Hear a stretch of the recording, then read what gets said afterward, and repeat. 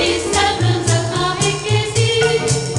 Amorgi alati sealt huvitab, sest teda huvitab, kui raskäime käsi.